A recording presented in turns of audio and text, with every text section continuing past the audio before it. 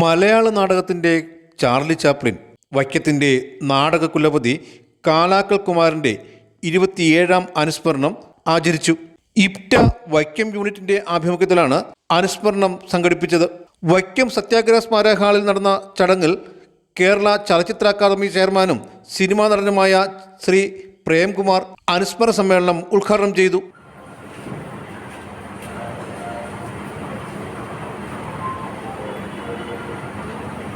കാലാക്കൽ കുമാറിൻ്റെ നവരസങ്ങളും മിന്നിമറയുന്ന അഭിനയപാടവം പുതുതലമുറയ്ക്ക് പകർന്നു കിട്ടത്തക്ക വിധം നിത്യസ്മാരകം ഉയരേണ്ടത് കാലഘട്ടത്തിൻ്റെ ആവശ്യമാണെന്ന് ശ്രീ പ്രേംകുമാർ പറഞ്ഞു.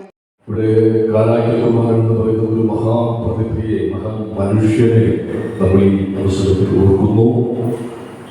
അദ്ദേഹത്തിൻ്റെ ഈ ഒരു അനുസ്മരണ ചടങ്ങിൽ നോക്കൂ, ഈ പുറകിലുള്ള ഈ ഒരു പോസ്റ്ററിൽ ഒരുപാട് ഓർമ്മകൾ.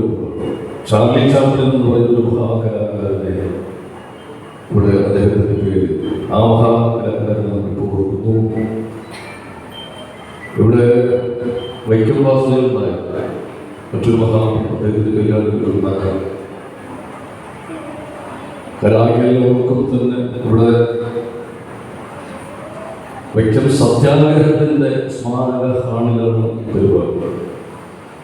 വൈക്കം സത്യാഗ്രഹം എന്ന് പറയുന്നത് ഇന്ത്യയുടെ തന്നെ വലിയ സ്വാതന്ത്ര്യ സമര ചരിത്രത്തിൻ്റെ ഭാഗമാണ്.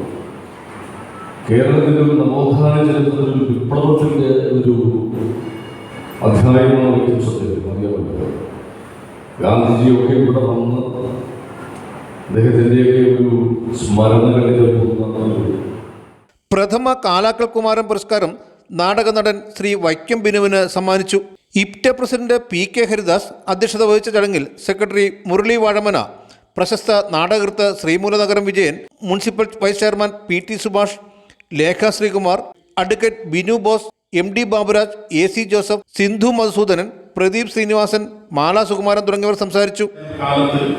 ജീവിച്ചിരുന്ന ഒരു അതുല്യ നടനായിരുന്നു. പ്രത്യേകിച്ച് ഒരു ഹാസ്യ നടൻ എന്ന പേരിലാണ് കൂടുതൽ അദ്ദേഹത്തിന് ഹാസ്യമായിരുന്നു അദ്ദേഹത്തിന് കൂടുതൽ ശോഭിച്ചിരുന്നതാണ്. ഞാൻ അദ്ദേഹത്തെ കണ്ടിട്ടില്ല, കേട്ടുകേഴ്വി പുസ്തകങ്ങളും മാസികകളും വായിച്ചുള്ള അറിവാണ് ഞാൻ പറയുന്നത്. എനിക്ക് തോന്നുന്നു ഒരുപക്ഷെ ഇന്നത്തെ കാലത്ത് അദ്ദേഹം ജീവിച്ചിരുന്നെങ്കിൽ ഇപ്പോൾ ഉണ്ടായതിനേക്കാൾ എത്രയോ 10 മടങ്ങ് ഉയർച്ചയിലേക്കും പ്രസിദ്ധിയിലേക്കും അദ്ദേഹത്തിന് പോകാൻ കഴിയുമായിരുന്നു എന്ന് ഞാൻ കരുതുക. അന്നത്തെ കാലത്ത് പത്രമാധ്യമങ്ങൾ മാത്രമേ ഉള്ളൂ. ഓരോരുത്തരുടെ കഴിവുകളും ഓരോരുത്തരുടെ പ്രകടനങ്ങളും ഒക്കെ തിരിച്ചറിയാൻ നമുക്ക് മാർഗങ്ങളില്ലാത്ത കാലഘട്ടം. പക്ഷെ അന്ന് നാടകത്തിലേക്ക് ഒരുപാട് ഇഷ്ടക്കാരുണ്ട്. ഒരുപാട് പേർക്ക് നാടകം ഇഷ്ടമായി. ഡോക്ടറുമാണ് ഞാൻ ആദ്യം അവതരിപ്പിച്ചത്. പിന്നീട് അത് അവതരിപ്പിച്ചപ്പോൾ അറ്റൻഡറായി.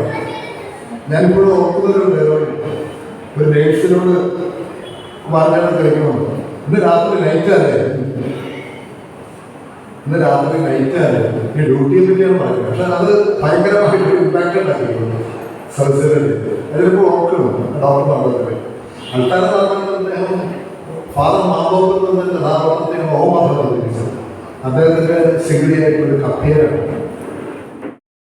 Vision news, Vaikom.